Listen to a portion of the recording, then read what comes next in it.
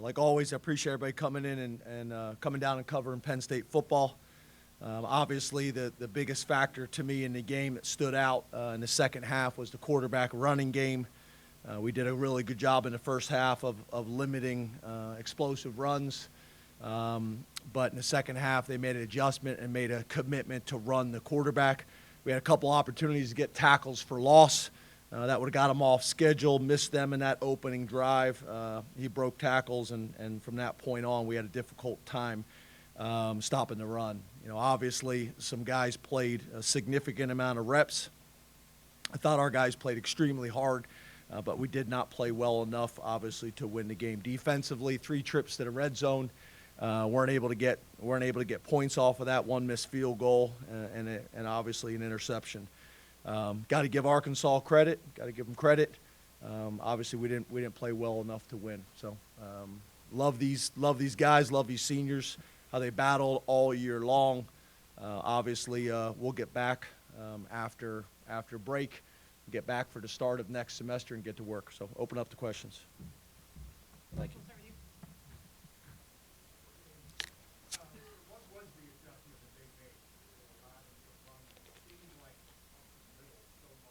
Yeah, they committed to running the quarterback. So they went with zone read on the perimeter, and then they went zone read inside where they were reading the linebacker. And if he ran over the top with the running back, then they pulled it and hit the quarterback up inside. But they committed to running the quarterback in the second half, and that was obviously a major factor in the game.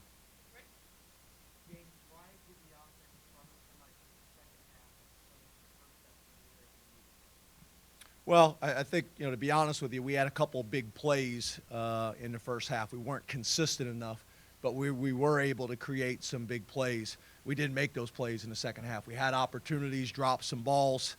They did a good job with their cover zero, being extremely aggressive, but we could not get in and out of our checks fast enough to be efficient enough. So got to give them credit.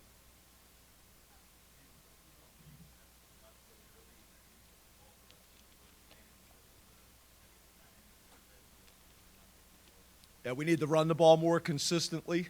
There's no doubt about that. We can't go away from it. We did some good things in the first half. We got to keep those things mixed in, and we didn't do that. I agree with you.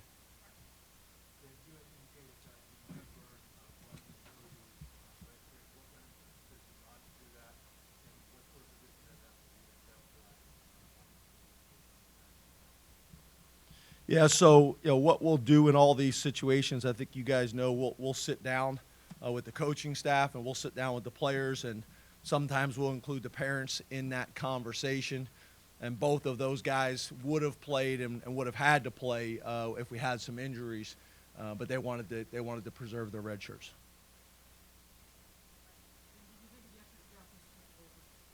Yeah, obviously, 3 sacks. I knew he had a couple sacks. I didn't know he had 3. For an Outback Bowl record. So obviously that is promising for our future. It's going to be really, really important, that he continues to grow and continues to develop. Obviously, coming to Penn State, he was a new to football guy, being mainly a basketball player. So excited about his development, and that'll be something to build on for sure.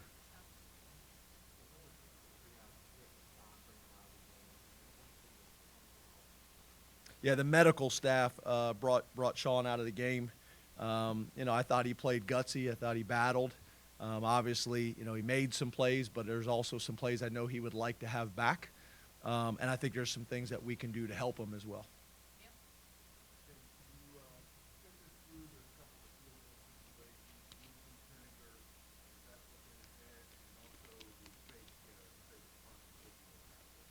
Yeah, Pinniger was the field goal kicker for the last game of the year. I thought we talked about that, but he was the field goal kicker for the last game of the year. We made that change to take some off of Stout's plate. Stout had punted and kicked off really well all year long. We were a little inconsistent in the field goal game, so we made that change at the end of the season. So that was consistent.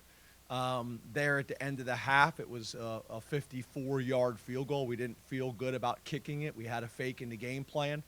Felt like in that situation we'd either get a pass interference call or I was hoping that they would catch the interception, which would have been as good as a punt.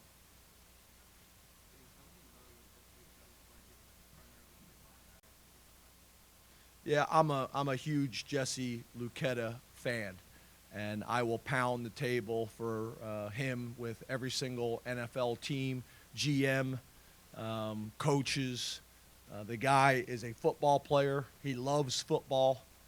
He's a great teammate. He's played a lot of different positions, and as we all know, whether it's the NFL or any other industry, the more things that you can do to bring value, the better. So I'm proud of him. He's smart, he's physical, does a lot of different things, and obviously, with our linebacker situation, that was something that was going to happen, and he embraced it, and I thought he played his tail off.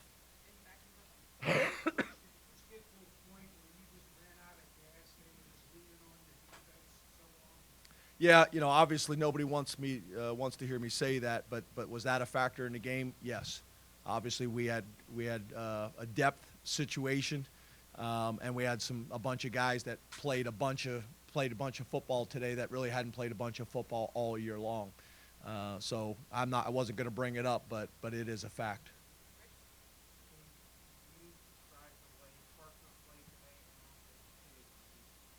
Yeah, Parker, I think you guys see there's a lot to be excited about in his future. Got tremendous ball skills. He's smart. He can make people miss. He's built more like a tailback than he is a running back, which I think helps him in a lot of different situations. Even some of the punts that he fielded and got some positive yards, even the over-the-shoulder punt he caught, that thing gets to the ground. Those are the 20 yards, that are hidden yardage in a game that people don't think about, that he saved us. So obviously, coming in the next year to see Parker and to see Keandre, really do some good things today, that's going to be important because obviously we're losing a lot of production in Jahan Dotson. Oh, and Tig. So, excuse me, I apologize. Thank you for bringing that back up. Yeah, and you guys, I don't know if you know this or not, you guys were out at practice. Tig didn't practice all week long. Literally did not get cleared until Friday post practice. I'm not, as a coach, real happy about that because I could imagine he's going to tell me he doesn't have to practice all next year. But he's another guy. He's another guy. Trenton, New Jersey, Lackawanna Junior College, very appreciative of his opportunity at Penn State. Is a football player, loves to play the game. I think he looked this year at kind of how Brisker coming back, how that played out for him, and the advantage for him and for us. And I think it makes sense for Tig. And the other thing, obviously, is graduation is really important to him and his family too. So that factored into it too.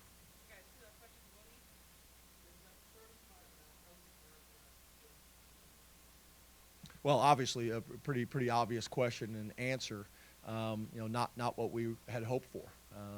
Obviously did some really good things early on. Made some huge plays, made some big-time wins in some tough environments on the road to start the season. Had some injuries that we weren't able to overcome quickly enough. But we're responsible for all that. I get it. But overall, I'm proud of the guys in that locker room. Not only as players, a lot of moving parts on the staff as well, which wasn't brought up. A lot of moving parts there as well, but that's part of college football now. So I'm very, very appreciative of the guys in that locker room, players, coaches, staff, and everybody else. But yeah, I get it. It's a fair question. We started out 5-0, did some great things, and weren't able to finish the season the way we wanted to. But we got some things to work on. We'll get it fixed.